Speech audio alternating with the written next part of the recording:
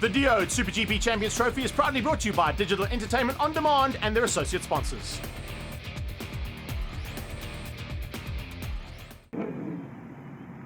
Welcome to round number 2 of the Digital Entertainment On Demand SuperGP Champions Trophy here at Zwartkops, the arena of motorsport.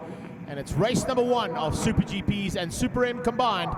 And it's not Clincella that is on pole position. Brent Herron has beaten him for the very first time in 10 attempts. He got 9 out of 9, but he couldn't make it into double figures. And the Black Knight has dethroned the king of Superpole. Yeah, he's not going to like us reminding him of that. It looks like we are going to be setting them off all at the same time. We do expect the SuperGP riders to be able to check out, and we pray that Gary Clark has found some kind of setup on that bike. He will be starting at the back of the pack, but he will be hammering that throttle and trying to climb the ladder. Last year,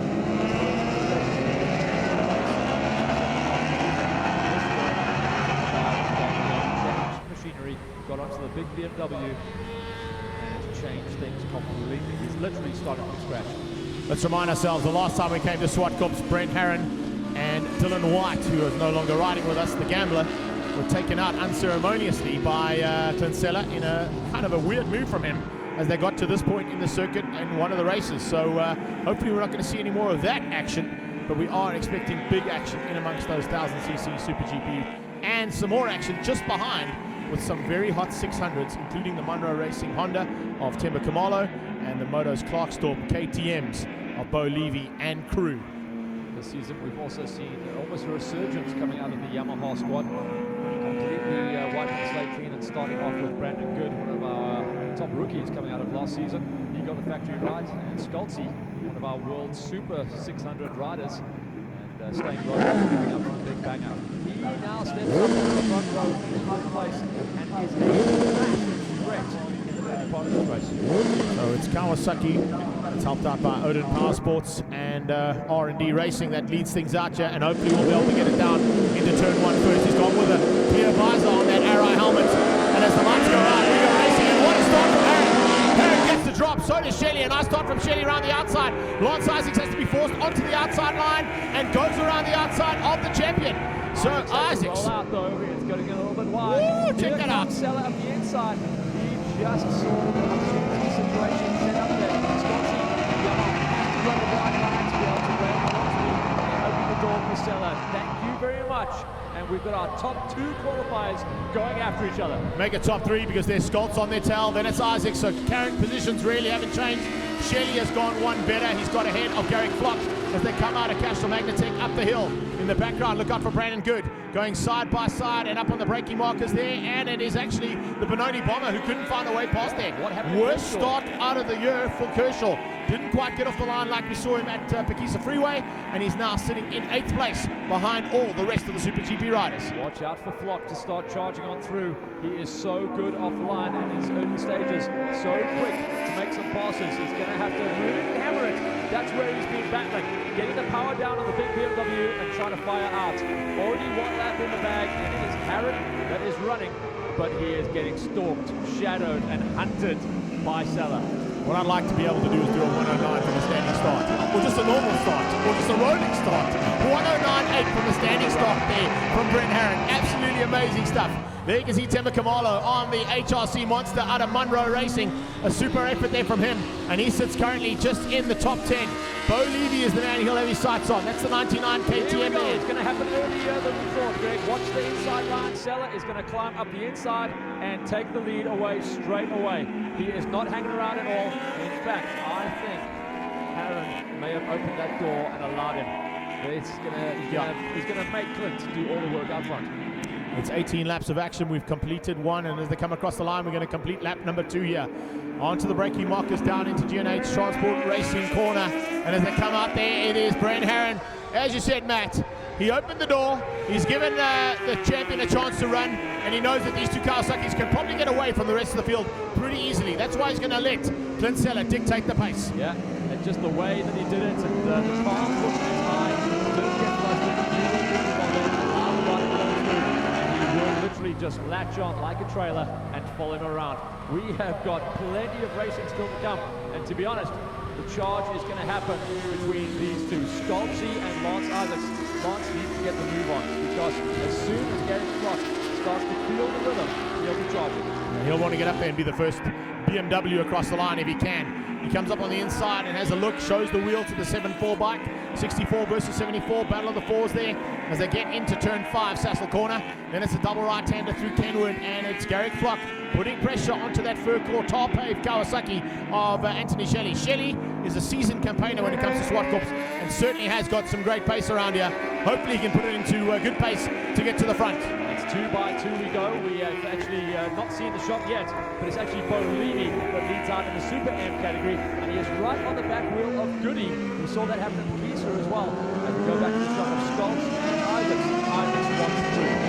I think Isaacs is feeling a bit frustrated there, even though it's so early on in the race. He realizes that the rest of the steam train are getting away at the front. And if he doesn't get through early enough, he might just lose the opportunity to close it down. He comes side by side now with Skoltz. Not quite close enough to go through in turn 4, but maybe at the top of the hill if the BM can carry the drive. I get the feeling that the Shelley Flock battle is about to join. There we go. Lance gets the line up the inside there. Completely switches up. Just brute horsepower coming out of the Black Swan Racing BMW. Gets the move on. And 2 become 4. They have joined the party. Yeah, I think what happened there as well, Matty, we just missed it on camera, but Skoltz looked like he ran ever so slightly wide in Castle Magnatech, and that gave the opportunity to Lance to just pounce on the inside and get gone. He's already pulled 2 bike lengths out. Skoltz is sliding that bike in. Is not going to be the way he wants that bike to be handling. We know that he's, Garrick Flock with a big moment there. A big moment for Flock, but managed to hang on to it and rode it out. I was about nice concertina going on here. Sorry to jump in there, Greg. We've got a nice concertina. We're going to have all these guys joining the party. There's an only bomber, Nick Kershaw, Tsunami Team 5, BMW. It's a hard one, but he will start to build pace as well, and he will want to get on through. It's a good freight train. It's early in the race. If you can make passes count quickly, then you can start charging and just building up your pace heading towards the end of the race. We have only completed 4 laps so far. Yeah, 4 laps, and the timing monitor not picking up on Brandon Good. Brandon Good is actually just behind them there. So looking at the way things have gone right now, a 1:01.9 out of the qualifying for Brent Herron is now being bettered to a 1:01.5 by Clint Seller on this last pass. So they're starting to get those screws, as has Seller. He really wants to run it hard on this one. And Isaacs, remember, Isaacs has yet to win a national championship. And it's surprising to say that after all these years of racing and the caliber of rider. And unfortunately, he is starting to get surpassed by the sheer youth. Flock! Flock just, air fence. That's fine, I'll take an air fence. But Flock just outbraked himself, was offline going into turn number 1, and takes the comfy seats and ends his ride so far today. He is not having a good round 1. I've been in that corner and ended up on top of those tires. So unfortunately he's underneath. He's looking for a bit of help from the marshals. He's picked the bike up on his own. He's a big lad, so it shouldn't be too difficult, but you can see it might be overheating slightly, or is that just a bit of dust coming off the air fences there? Wow, speaking of dust, sideways dust coming out of Matthew Skoltz on the top of the hill as he gets it absolutely lit up into Sassel, and now under pressure from the fur-core Kawasaki of Anthony Shelley.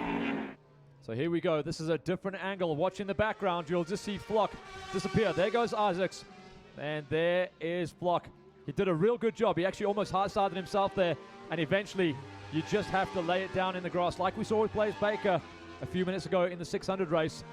But as long as you just don't plow that wall, you are okay. Flock will be able to recover, and there he is getting back onto the circuit. Riding on and just trying to avoid any of the riders coming around and the weight to the flow. They've gone out of the apex and gone to the wide side of turn 3 speed and sound sweep as our 2 leaders head through Castle Magnatech. And I think, Matt, I've got to agree with what your sentiments earlier.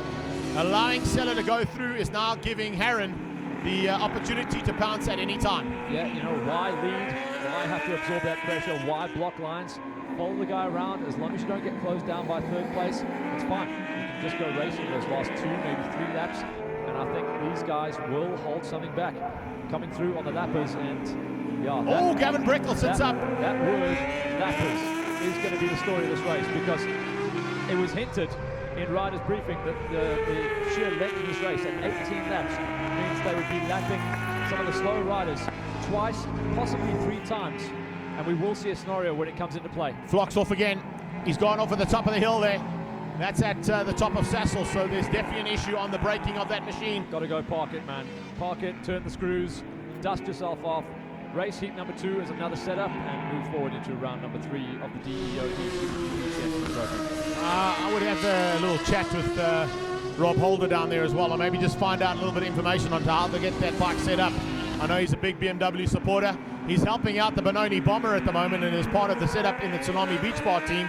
But I know that there's always a little bit of help if it's required in terms of the BMW battle to try and beat the rest of the manufacturers. So that might be a thing that they'll be looking to do. Right now, watch the top 2, Greg. I'm just looking up at the numbers here.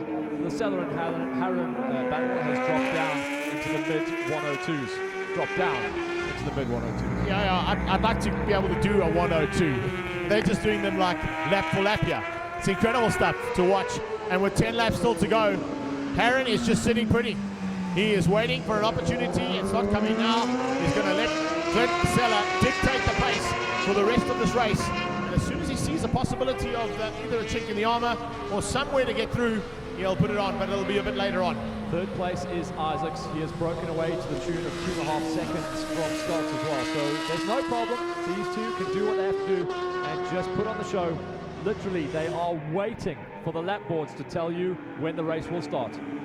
So it's Neo Life Racing taking on Odin Power Sports and R&D Kawasaki. Flicking it over through Kenwood. Very evenly matched. You can see the bikes are not swirling around. The tires are working very, very well on the circuit for both of those machines. There doesn't seem to be any problems whatsoever in terms of issues on the bike that I can pick up on just yet. No, nothing at all. Both riders completely planted.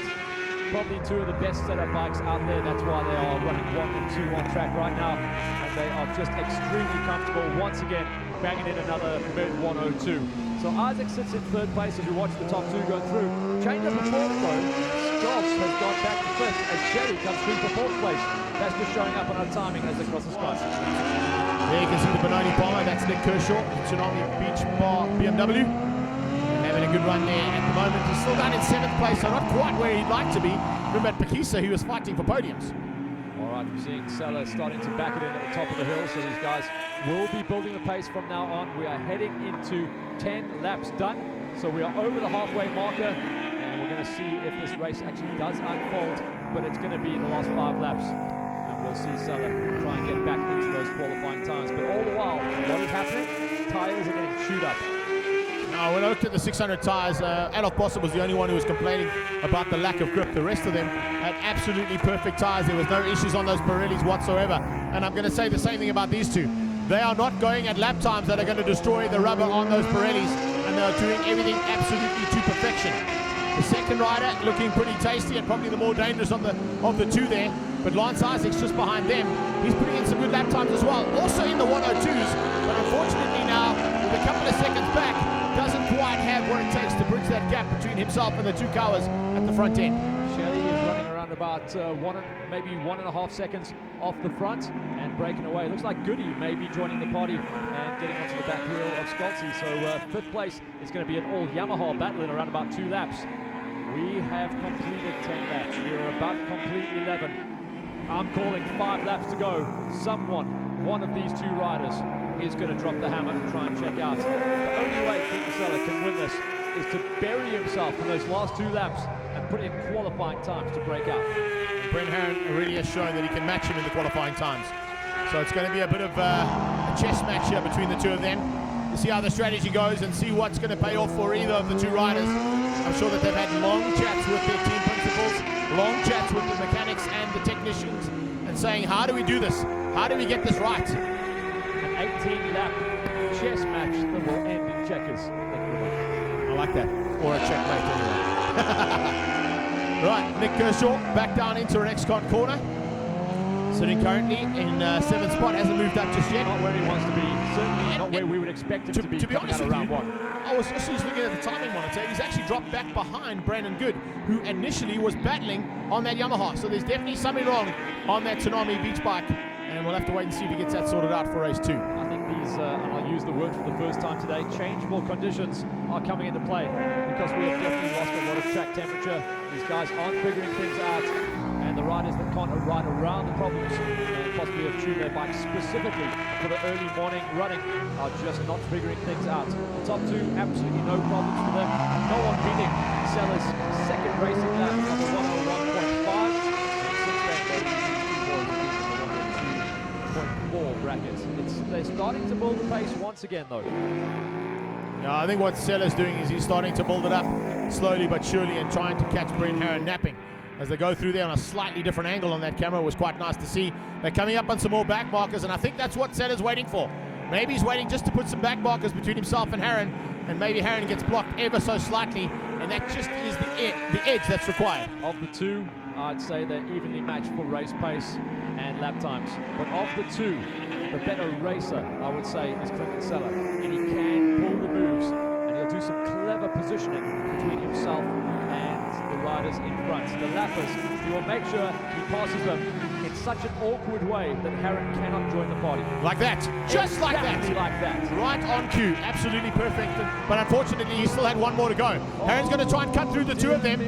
Neil van Rockenberg will move out of the way. Oh, well done, Neil. Great riding from the KTM rider.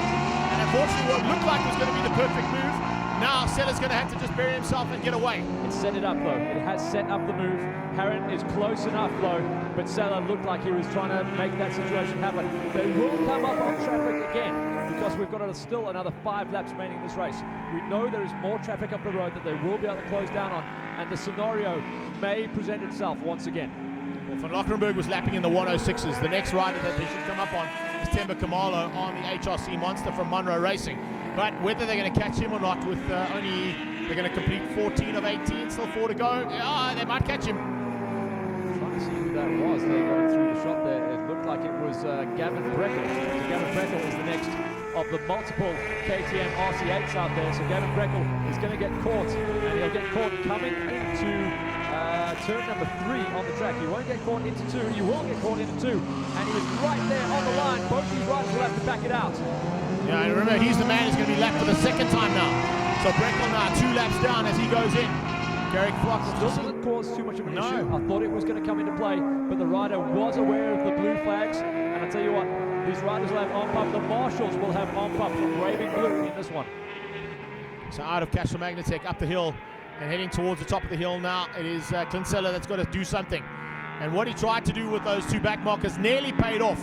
If he'd got through and the back markers had blocked Herron, I think he would have gone. Now he's going to have to try and find some other plan.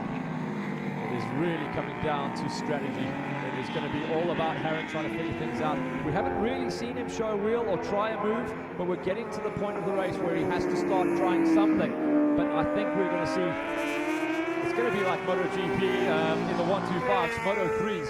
It is going to come down to the last lap and possibly the last corner.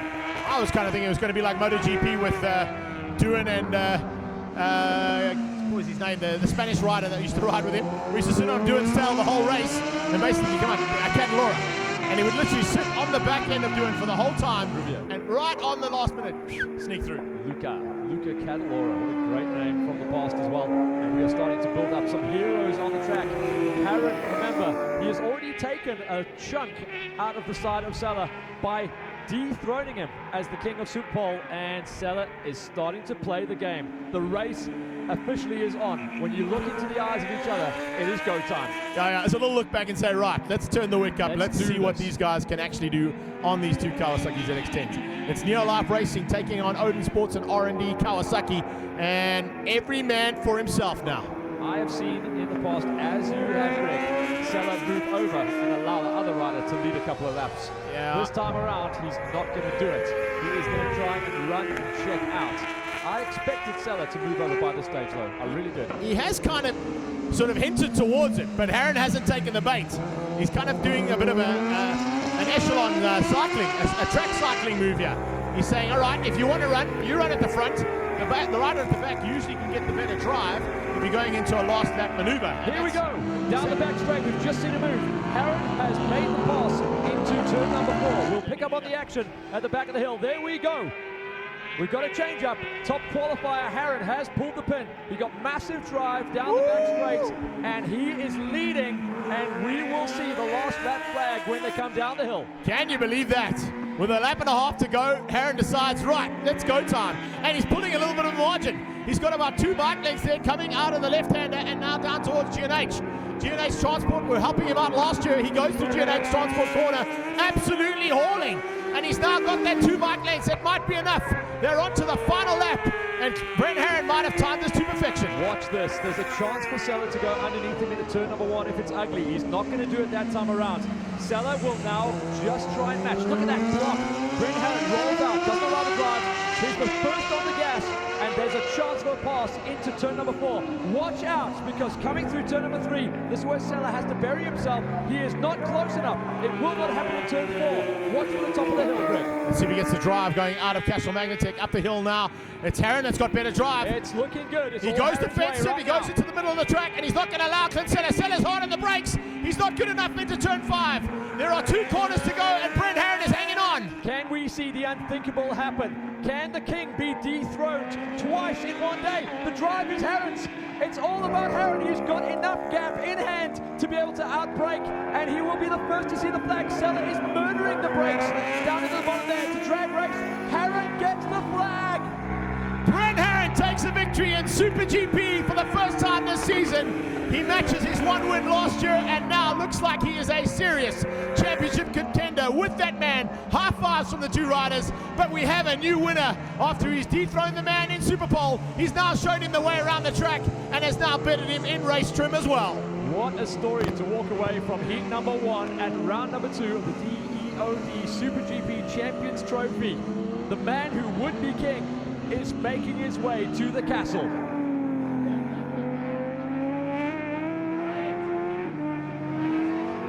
Wow, wow, wow. Already today has delivered the goods, and we are only halfway through our proceedings. So Brent Herron is chuffed to bits as he celebrates the whole way around the circuit, and we see a new man not only at the front of the grid, not a new man on Superpole taking the crown away from Clinton Seller, but a new man taking it all the way to the finish line and getting the win.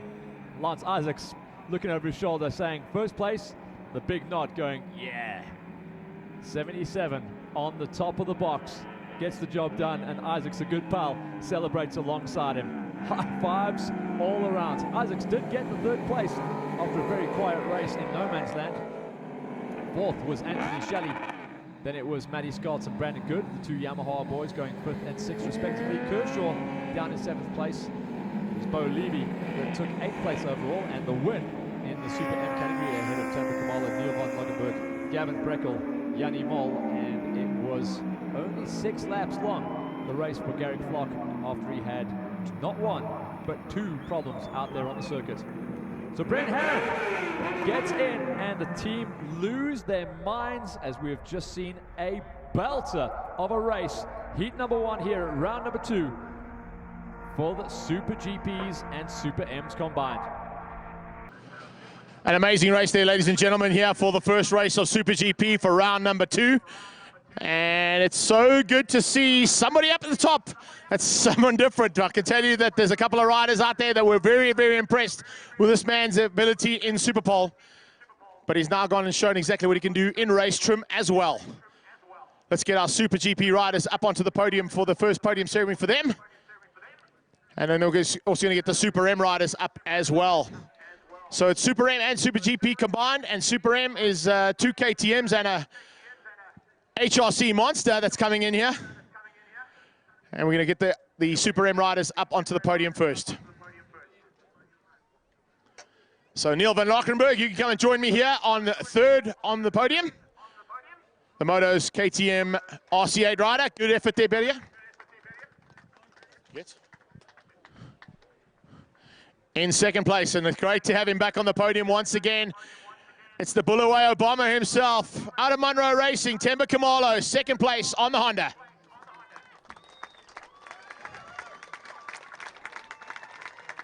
And once again, 3rd time in a row for 2015, he gets the top of the podium for Super M. It's Bo Levy from Motos Clarksdorp, KTM. Third place from Dale from Discover Digital. We'll hand out to Neil van Rockenberg. Gugu's going to be handing out to Temba Kamalo. It's all about the brothers here, isn't it, Googs? Brothers, brothers, brothers. And first place by Mr. Stephen Watson from Gas Sports to Bo Levy.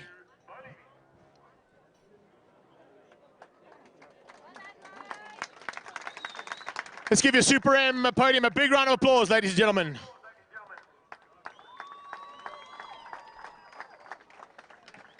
We'll get the Super GP riders up first before we go and do the interviews with Super M. In third place for Black Swan Racing on the BMW, Sir Lancelot himself, Lance Isaacs. That's good. It's the first time I've said this in a long time, but second place today goes to Neo Life Racing's Clint Seller.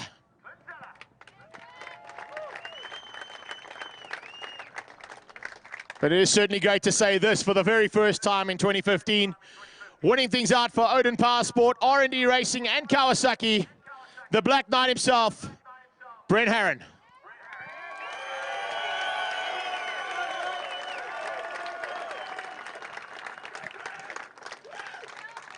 Dale from Discover Digital will give to third place to Lance Isaacs.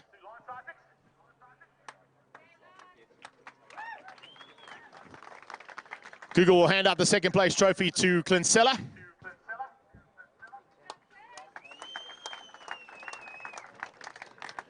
And Stephen Watson will hand to Brent Herron at the top of the podium.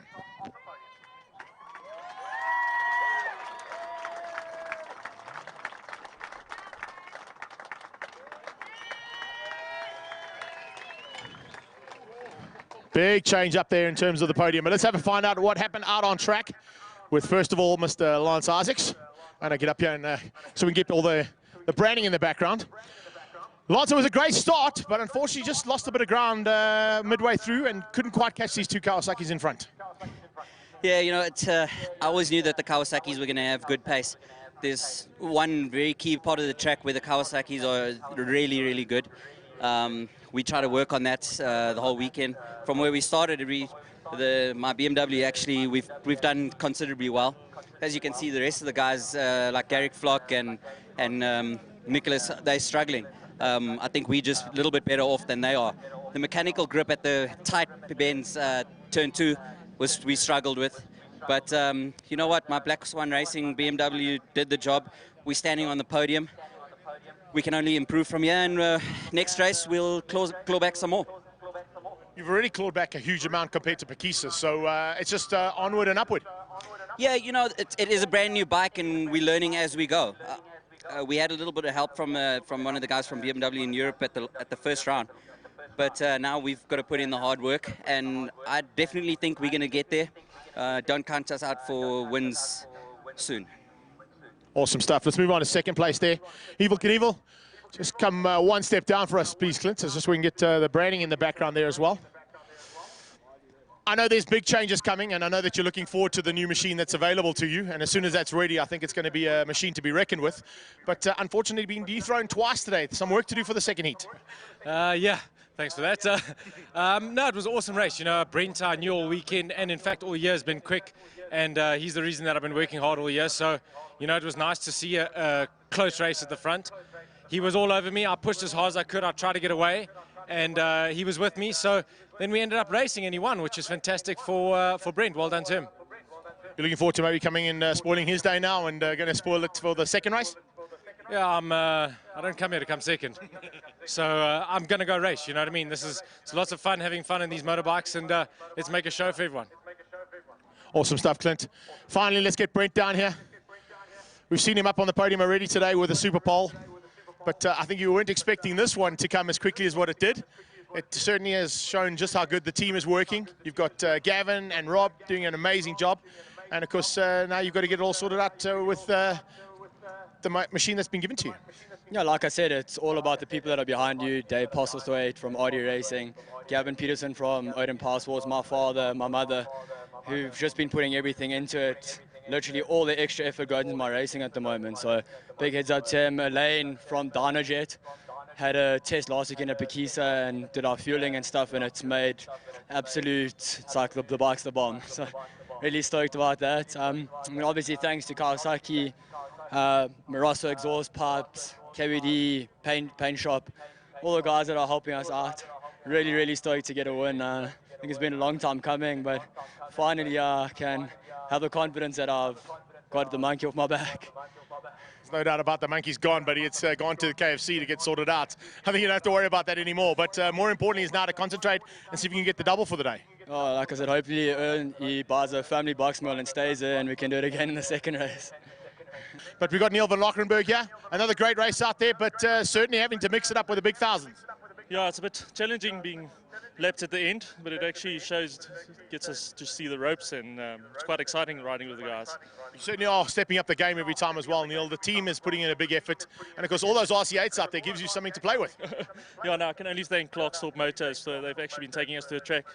View's been really guiding us to getting faster on the track, so a big thank you to Zwartkops Motors. Looking for another podium at the end of today? Yeah, for sure, hope so. Awesome stuff, thanks for joining us. The Bulawayo Bomber, yes, Temba Kamalo on Monroe Racing's HRC Monster. It's the only 600 out there at the moment, but it certainly has got some great pace, buddy. No, really happy with how the race went. Just trying to focus on learn and improve every time I go out. Big thanks to my team, Adrenaline Passport, my sponsors, Monroe Racing, Fuxo Colleen. They've given me a great motorcycle. So just learn together with the team, improve bit by bit, thanks to all the fans and the organizers that bring such a great race. It's a big change up for you compared to the bike that you had previously, and now all of a sudden it can run with the back end of the thousands. So you're going to try and mix it up in with maybe with Goody and them? I'll give it a try. It's not going to be easy, but yeah, I'd be quite proud to go with the thousands on the 600. Awesome stuff, Temba. Thanks so much for joining us. And then Bew. Dude, I don't know what to say anymore, buddy. There's just more victories coming your way all the time. It's just more and more, and hopefully one more today. Yes, I hope for another victory, but I like fighting with the SuperGP guys, so maybe I can step up another 0.2 of a second and then mix it up with them. It's more fun in any way that way. So.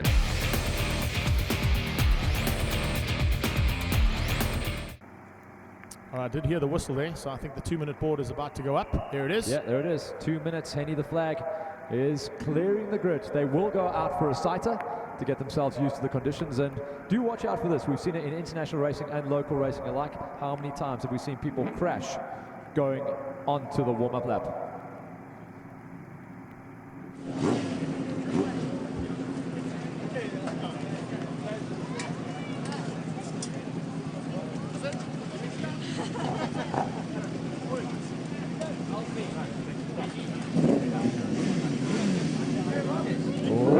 Is on dry tyres. No, he's not. That is a wet front of rear. Second place is in full wets, front and rear. Looking at what we saw earlier on, that should be a dry front, and it looks like a wet rear. No, they've changed it out. They've changed it out onto full wets. So they've done the turn game. Trying to see if Coleman does have wet weather tyres on. We did see them change, so we can actually say that they are. For the front row, all on wet weather's confirmation of that.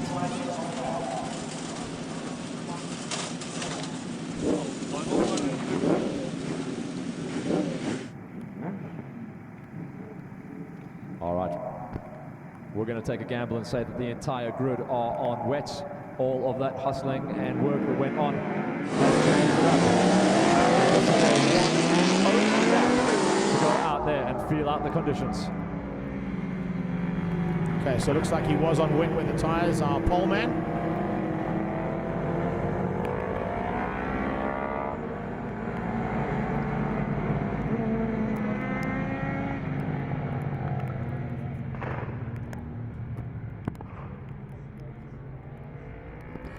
Right, so Matt, let's throw a little spanner in the works here, shall we, other than the wet weather. There is a championship up for grabs here, and right now Sella leads it out. But with the pace that we've seen out of Brent Herron this weekend, and the way that that youngster is fired up, are we going to see a change up in the way things leave this championship and head down on the 17th of May to Cape Town in winter with possible other wet weather conditions down there? I'm calling this out just based on what I saw and his pace and his comfortable riding style in the wet. I'm calling out Scotty for this one. Okay.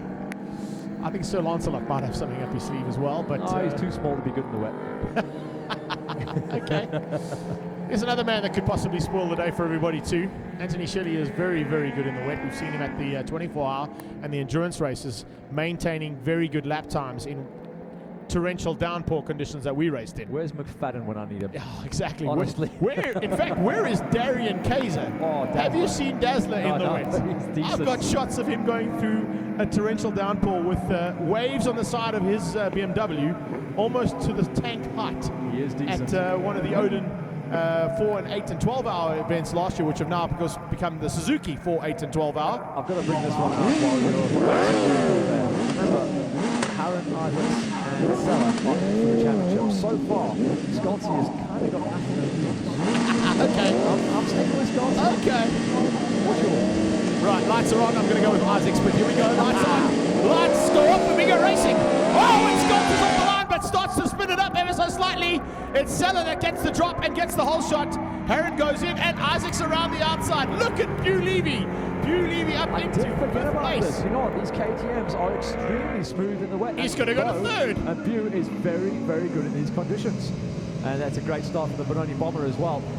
If you're just joining us, we have just started our wet race, our final race of the day, second heat of the SuperGP and Super M's. And look at the main competitors tippy-toeing out of turn number 2. Yeah, Harren's not going to throw it down the road. Unfortunately, he's a privateer, so he's going to just try and take it as easy as possible. Lance Isaacs has hit the front and is starting to open up a bit of a lead. I'm staying with Scotty. Okay, you stay with him. It's not going to change.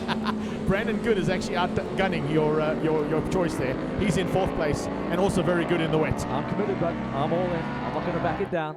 He'll be able to come through. All these guys are just trying to find their feet right now. There we go. There's Bew. He gets sent 1 place back. Scotty will move forward, and we will see lap times tumble. Both the Yamahas up into the top 5. That's the first time we've seen that this season. So that's a really great effort from those 2 riders. And of course, let's have a look and see if we were spot on in terms of the lap times. It's not going to be this lap that we're going to see the 103 4s and 5s, but possibly on the next one as they get used to the conditions. Here we go. Brandon Good on the inside, looking for a way past it. Scotty's round his outside. Scott's already starting to back it in. Can you believe it? Nashua Emtech Racing Yamaha R1 side by side out of G&H Transport Corner. Incredible and side by sound. side into BMW Performance. Incredible sound, the way they've changed up the firing system and they've changed up the exhaust system. Remember, those bikes normally run the 2 pipes, and Scotty's just climbs up underneath his teammates. That would be a good bike to follow, and Scotty will start being able to build up pace. Remember, he's got a ton of experience on the world circuit. You can't hide from the weather in Europe, and Scotty will start to climb the ladder. But all the while, Isaacs and Seller are the entire back straight ahead of the rest. Sir Lancelot from Clinsella, Evil Knievel as we like to call him, and There's up goes Matthew Scholz. I think we called him the Mschlanger Rocket, if I'm not mistaken. He's good in the wet and he's gone to 3rd. Oh, both the Yamahas almost in. Oh, they're still spinning look at up. how he's going up the hill. Still spinning up. So Scotty is the first rider to get brave on the throttle. And even though the power delivery on the Yamahas is smooth, there is clearly a ton of water out there and very little grip. Not just that, the main factor that we were talking about besides the weather was the temperature. We have lost all track temperature. It is ice cold. No, you got to try and get the heat into those tires. Find the heat if you can. Look at the change up in the lines that these guys are using. Sliding down into G&H Transport Corner. And the Benoni Bomber now, the meat and the sandwich between those 2 Emtech Nashua Yamaha R1s. And let me tell you, the style of Scotty looks wild, but hanging it out there and sliding it around is going to put extra heat into those tires, and they don't mind if they shred this rubber. There is enough moisture out there to keep these things holding together. In fact, when they get up to race pace, you actually need the water just to cool the rubber down or they start breaking up. You do have a long race, 18 laps. They will last, definitely, but just to talk lap times, Greg, the numbers are starting to fly. Yeah. 120.109 coming out of Lance Isaacs. Fastest on track. 3 seconds back. Clinsella also doing a 122.054, but it's 3 seconds adrift to Isaacs, who has now opened up a very, very commanding lead. And in these conditions will be a tough one to try and close back. Kershaw is wrestling that BMW. It looks like they've got a good setup on it, but he is really working hard just to try and tame the sheer amount of power that BMW is capable of putting down. And it's all the guys that are trying to climb the revs, getting up the hill, coming out of turn 4 to crest. That is where all bikes are spinning up badly. The reason for that, the left-hander, for me, would be the scariest turn. Down there, turn number 7, it's a hard one to go through. You've got to watch for the little river that's going to start forming through turn 3 through speed and sound sweep. That's going to start coming into play if the rain doesn't cease, and it's not. It's still coming down relatively smoothly. There'll be a river through 3. There'll be a river out of 4, which is the one that the Yamahas are battling with on the exit of turn 4, Castrol Magnetech corner. And then there'll be a river, as you said, at turn 7. Here comes Goody, climbing up the inside, trying not to break on those white lines that separate the exit to the main line. And unfortunately, most of the time, that's where you are doing your hardest braking. So Goody is starting to feel very comfortable out there, and the Yamahas, watch for them climbing. Fastest man on track is Scotts. I called it. He is now getting comfortable, and he will be able to close down on Clint Seller. He is almost a second faster than Seller, half a second faster than Isaacs. And he's still got 3.3 seconds to make up to catch Seller, but he's doing that slowly but surely. There's Seller, there's Scotts, there's the gap. You can see it visibly on the screen as it comes into sight. And Matthew Scotts, as you said, Matt, slowly but surely closing onto the back end of Evel Knievel. This is going to be very interesting. Remember, it's a mammoth 18 laps for these guys to ride out there and ride tense as well. They are going to be absolutely exhausted. They'll be more tired riding like this than they would riding lap record pace. I can tell you, 100% right. Bulawayo 3 weekends ago in the wet, absolutely blown away by the end of the race in the wet. But I can tell you, it's an absolute jewel out there if you can get it all right. And wet weather riding is all about relaxing into the situation. Don't try and race like you would in the dry. Go 1 gear up, do straight line braking, ease on the power, almost mantra, almost chanting to yourself those 3 lines the whole way through the race. Straight line brake, smooth on the power, 1 gear up. Straight line brake, smooth on the power, 1 gear up. And that's how you do your whole race. And then you do the hokey pokey and you turn around. Exactly. Dude, the last time we raced that 24-hour, yes, I only dropped something like 1.5 seconds in the wet, because that's exactly what Rian Nibbeling did. He got off the bike, grabbed my helmet and told me that's what you do, and I felt comfy. 100%. I used his exact information that he gave you in Bulawayo a few weekends ago, but you don't want to be doing that. Even though Matthew Scotts is extremely talented in sliding a bike in the dry and sliding a bike in the wet can end up in tears. Isaac's very comfortable with the conditions. He matches Scotts and actually beats him. So a 1:19.3, they are getting faster, which means Isaacs will stay out front if he stays on that number. Seller is almost 5 seconds off his back wheel. Isaacs crosses the stripe now. He is breaking away. He goes 1:19.1. So the top 3 riders are on the 19 bracket, and Isaacs is the fastest, which means he is staying away, staying out front and breaking away. Your bet might be on. 5 second deficit down to Seller, well 4.7, but call me a liar, 4.3. So Seller's got some work to do. Okay, cool. Scotty, though, has closed the gap down to 2.5 seconds. So he's pulled back about 2 seconds on Seller. And as they come onto the back straight through speed and sound sweep, there you can see Seller, he's opened up the gap again. So maybe he's found, and I'm looking at the way that they're riding at this stage, there is a little bit of a line starting to fall. Seller's only marginally slower than Scotts at the moment. So Scotts is having to work really hard to get himself up there. Good is probably the best example of the Yamahas really starting to pull their socks up here and riding the conditions better than all the other bikes, because he is much higher than he would have been. And I've got to also point out a no-show on the third of the BMWs. The wild card didn't show up. Bulevy there sitting in 6th place. Temba Kamalo on the HRC Monster out of Munro Racing. And only 3 seconds off the back end of Buse, so he could actually get up there. Temba's also pretty good in the wet. We saw how good he went in Bulawayo a few weekends ago. Definitely got what it takes, but here we go. Let's check on this gap as they cross the stripe, 4.8. So he is still extending. They are in the low 19s. No one's got any faster than Isaac's 19.1. He drops back into a 19.2, trying to throw down. But Scotty, a 1:18.8. Scotty is the man on fire right now, but he has got a ton of time to catch up. He's got 6.8 seconds to climb. 2 seconds up to Seller, so that's what it'll be his first goal. And now that we're at the 1/3 race mark just completed, it's going to be a bit of a run here for him. And look, you can see him. He's really pushing hard to try and close in. Apologies there for a little bit of breakup, but as we said, with the rainy conditions, our satellite feed is definitely going to be affected here, but nonetheless, we will keep going as long as we can. Isaacs looks very solid. He's always had that buttery smooth style. I never called him out as a specific wet weather specialist because smaller riders don't tend to be able to muscle the bike around, but what Isaacs is doing is keeping the bike upright. He's not using the side edge. He's actually just using the power, and yeah, he is laying it down correctly. Wow. I didn't think I'd see this. Yeah, he's lapping Shelley, man. Lapping Shelley after 7 laps. Here we go. Look at this. What was it? 4 seconds that he had to find to get up the road to Clinton Sella. He's done that. He is only half a second off the back wheel of Sella, and at this pace should be able to blow past him. Isaacs reacts with another fast lap, and only beaten this time around by Scholz on a 1:18.2, the fastest lap of the race. Yeah, 1:18.294 there for Scholz on the number 20 machine. Nashua MTech Racing Yamaha R1. In fact, Sella is losing time. That was one of his slowest laps out of these last 5. Lights up the back a little bit there from Scholz, but that's just rolling it on. Fought the bike and got it back into line. Here we see a bit further back. Well, coming up onto Shelley.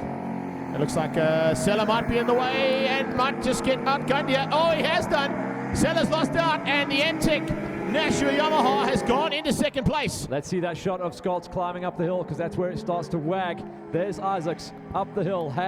Yeah, he has. He's been able to get some kind of power down and moves through into second place. So the fastest man on track by half a second is Scholz. That gives us enough time in hand for him to close down on Isaacs. Yeah, we're coming up to complete lap number 8, so there's 10 to go still for these guys. And with 10 laps to go, at that kind of pace, he should be able to catch and possibly even spoil the day for Lance Isaacs. That's going to be a tricky situation. Lap is coming into play, but Scott's able to work around it. Oh. Just up on the inside. Van Lochrenberg moves out the way nicely. Oh man, do you see that thing spinning up? Scott's trying to do some short shifting, but still the Yamaha is just loose. And I spoke to them after the first round this year. They said basically to get as much as they can out of the bikes, they've turned all the systems off. So that bike is running with no traction control whatsoever. All right, I'm going to throw something else out there right now, thinking about long term and the way that this championship has changed up over the last few weeks. You've got the MTech Nashua Yamaha R1 in front of a man who's going to be riding on the other Yamaha team by the next round.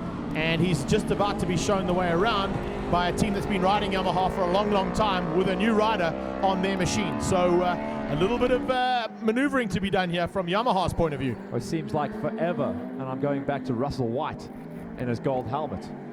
So that's Sean White. Sean White. Yeah. So we've got to be talking about 6 years ago that we saw our last national champion on the tuning forks. 100%. Sean White is the last champion on their Yamaha. So about 6 or 7 years I'd have to go with. You got through here in 2007, so 2008, 2009. Yeah, you're spot on. But Matthew Scholz and Clint Sella will be on the new Yamahas by the time we hit Cape Town. And that's going to be very interesting to watch out for there. And on paper, that's what we've been talking about the whole way through the build-up to the season. On paper, that Yamaha is the hottest bike out there and comes just within the price bracket. Literally, I think it's 4,000 or 5,000 rand under the price cap of 350,000 to be able to race in this category. And that's exactly why these guys have gone for it. The MTech boys are going to be very happy. They were extremely happy with both Brandon Good and with Matthew Scott's performance at Pakisa Freeway. Just to tell those you, were on machines that jump in on sorry to jump in there. That was a massive one for Scholz. A big wag, but I'll tell you why it's a big wag, because he is down into the 17s. A 1:17.9 sees Matthew Scholz in second place, 7 seconds off the back wheel of Isaacs, and he is now running. Oh, he's not going to catch him. He's not going to. I've done the maths. He's not going to catch him. I don't think he's going to catch him. But the thing I'm concerned about right now is this battle's not done. Sella lit the backup going out of turn 4 as well. So he's now trying to push as hard as he can to catch Scholz and maintain a possibility of a second place here. Remember, the championship is up. Can you believe that? Race 1 winner has just been lapped by Lance Isaacs. Let's run through the positions as we go on to lap number 10. Isaacs over Scholz. Sella is in 3rd place. Then Brandon Good in 4th. Nick Kershaw in 5th place. Bulimi in 6th. Temba Kamalo is in 7th. And then Brent Herron all the way down there in 8th place. So we've actually got the Super M's leading ahead of race 1 winner in the Super GPs. A 27.5-second deficit there to Kamala. Tells me that Herron went off somewhere. I want to get confirmation on that, and maybe we can get a look at that number 77 Kawasaki with our director. But I'm going to probably guarantee you Herron might have run wide somewhere on the track. Oh, yeah, Here he comes now. Let's maybe have a look and see if there's anything. You can see him just waving the riders through. There's no damage on the bike, and it doesn't look like he might have gone farming, but he's just taking it easy. He just cannot feel the conditions. That's just all it is. He's just not happy with the conditions, not happy with the set. Look at that! Drifting sideways up the hill. That was incredible riding from Scholzi. Well, we've got Charles Large up here watching on the screen with us, and he's from Odin Powersports, and I can tell you right now, he's probably looking at his rider going, you know what, that's a very mature ride, young man, because we're on a privateer budget. You don't necessarily have to throw the bike down the road. You've taken a race 1 victory in the dry, you've shown the potential of the bike, and now, you know what, just finish the day. The only reason he's doing that is he's out there doing 125s. That's why he's got lapped. We're past the halfway mark of the race. If you run 125s, versus the guys that run 118s, eventually they're going to come past you. So Scholzi and Sella still fighting for second place here on the road. And it tells me... And the gap's grown, Greg. The gap has grown between Lance Isaacs in second place. Matthew Scholz. Scholz is actually showing up as third place. We're just doing a reshuffle there. 6.8 seconds with 6.5 laps to go. Nope, I called it last time out. He's not going to be able to close the gap. Lance is just too comfortable in these conditions. He is locked into the low 18s, and Scholz is 1,000 past him. It's nothing. 2 tenths slower, 2 tenths quicker, I beg your pardon, than Lance Isaacs, but 2 tenths over 6 laps is not enough to make up 6.5 seconds. It'll only be a mistake from Isaacs that will actually take this victory away from him, and it'll be a well-deserved victory from someone who really works hard on his bike setup and his training. And if you've got to take the win in the wet, the conditions are the same for everyone. That's what he'll say. And he just rode them better. I want to try and ask him about the fact that we're going into wet weather conditions in Cape Town. It is winter in Cape Town when we get down there. That's going to be horrible. And I think we may be seeing Lancelot coming back into contention for a championship. There's Scholzi. I mean, he's putting on the show. He's doing Yamaha real proud. And yeah, when they get the new machinery, he's going to be a championship contender, podium threat, and race winner. And it's all going to happen this season, you know it is. How's the mind games as well? I love the fact that he gives the extended look over his shoulder to say, where are you, Clinsella? And the reactions as well. The track is clearly always run a little wide in 2. The track is clearly drying out. Lance Isaacs throwing a 1:17.7, matched by Matthew Scott throwing a 1:17.4. So the track is definitely drying out. There is a groove out there. I was picking up on that line there. You can see visually I should say, the line that's forming in the dry as conditions start to dry up a little bit. Looking out the window, the rain has stopped. Well, hasn't stopped completely. It's a lot less than what it was as the start of this race got underway. But watch, that just kills me every time. Look at the back end of that Yamaha. Scholzi just rides it ragged on the edge of disaster, but manages to keep it going. Like we said, Scholz is happy to ride that thing loose in the dry. So how should it be any different in the wet? They're going to come up and lap Anthony Shelley for a second time in this race.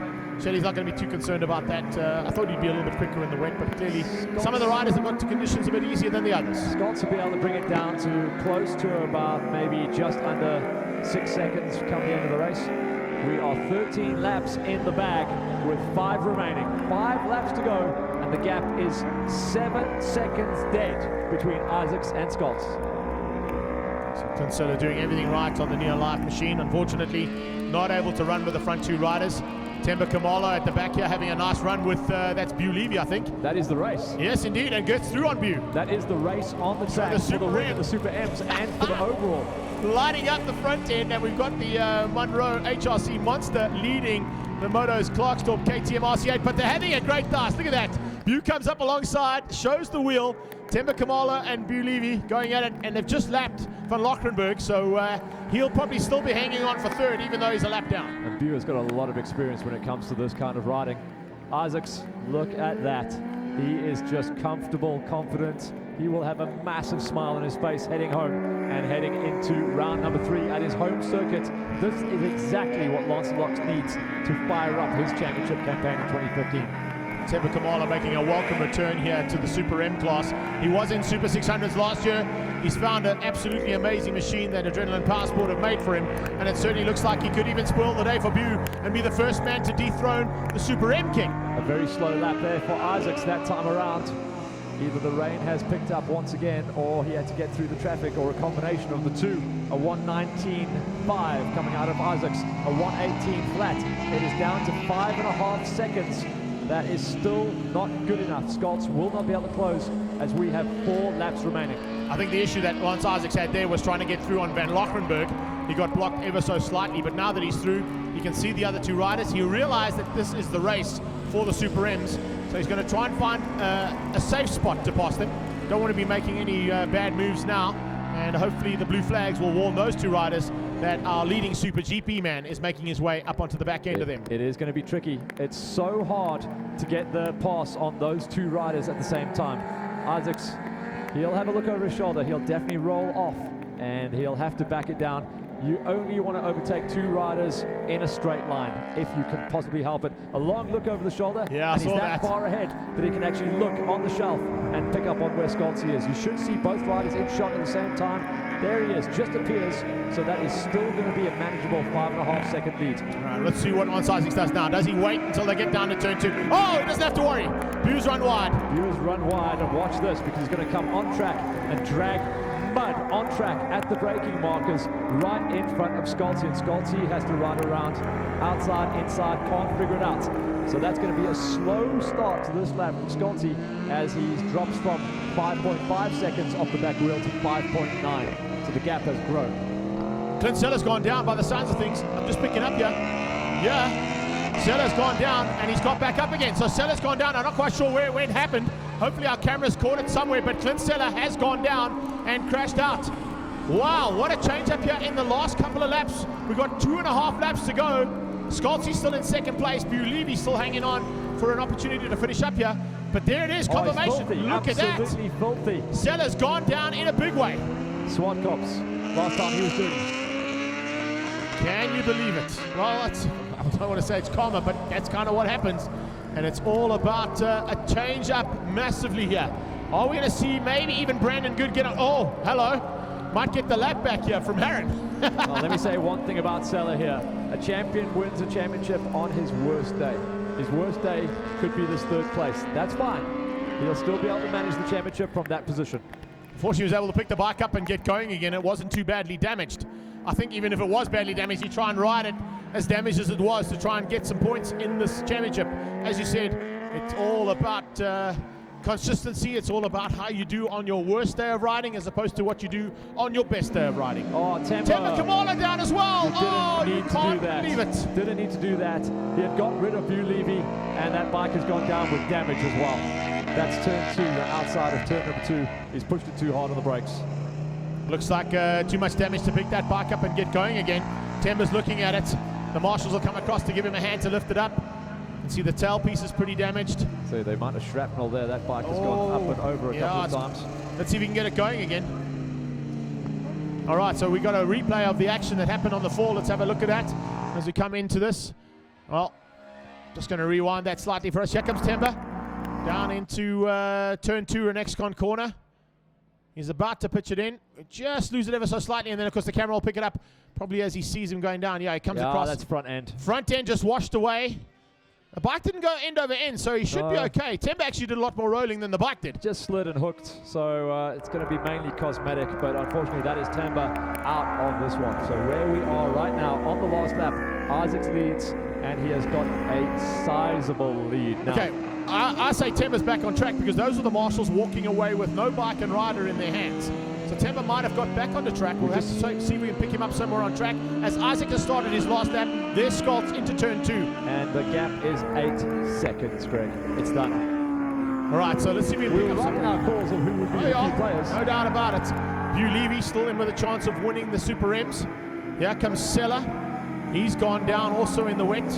Herron has done a great job to keep it upright. He's going to start his last lap, go up on the inside of one of the KTM boys. Herron actually needs to make this pass on Bew Levy just to get himself a little bit higher up the road. That will be a 6th place finish for him, and that'll help him out. Lance Isaacs lapping up to 5th place on the track. That is the 5.5 bike, the Tsunami Beach Bar BMW, and his stablemate as he goes through and shows him the way around. You know what we have started seeing this year? We've started to see a more even spread of manufacturers across the grid. The last couple of seasons, it's been all about the Kawasaki's dominating. Then last year, BMW started to make a big fight back. But coming down into the finish here, let's talk about the main man on the Black Swan, BMW. The flag is out. Sir Lancelot gets his win. That means he heads to Cape Town, fired up and full of confidence. And that's our third winner of the season. So that means that things are changing up coming out of Zwartkops. It was all about Clinsella at Pekisa Freeway. We've now seen two new winners on the day. One in the wet, one in the dry. And Sella has some work to do heading to Cape Town, Lance Isaacs' home track. And it's been an early part of the season damage control for the first two rounds for the Yamaha boys. But if they start bringing home wins and podiums, Scalzi will climb the ladder as well. So what an incredible way to end our second round of racing at the Digital Entertainment On Demand SuperGP Champions Trophy. Round number 2 here at Zwartkops. The flag is out. Temba has come across the line. So Temba gets rookie in this category. Bu Levy gets a 6th overall and a win in the class for the Super M's. Second place in the Super GP is going to Matthew Scalz, and third, and a result that will help him come the end of the season. If that's his worst score, third will help Clinton Sella hang on to a championship once again.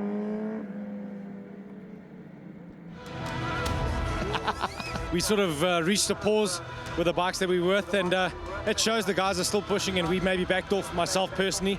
So it's actually nice. You know, I get to go home now and start to focus again and get my head back in the game. But you know what? It was an important day, a second, which was very disappointing for me in the first race, but Brent rode brilliantly.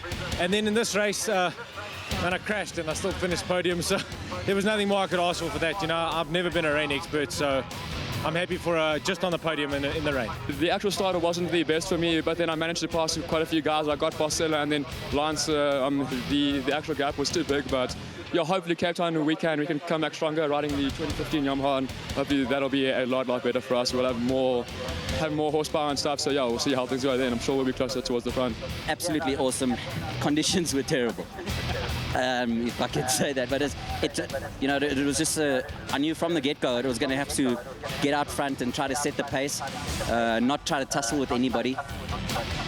I've got some experience racing in the rain in Europe, so what can I say? My BMW Motorrad Black Swan Racing steed actually pulled through for me, so I was just a passenger steering it to the victory. Yeah, I just said bring the bike home safely, so no, it was pretty tough being out in the wet, but fun. Quite a learning school. So looking forward to Cape Town now, heading down there and possibly getting another podium? Yeah, no, definitely looking forward to Cape Town and also looking forward to some more competitors. So I hope there's some Cape Townians joining us down there. Awesome job. So the challenge is handed out there. Let's move across to Temba. The Bulawayo Bomber. Can you imagine if Vic Richard let you ride in the rain? You probably wouldn't have dumped the bike like you just did.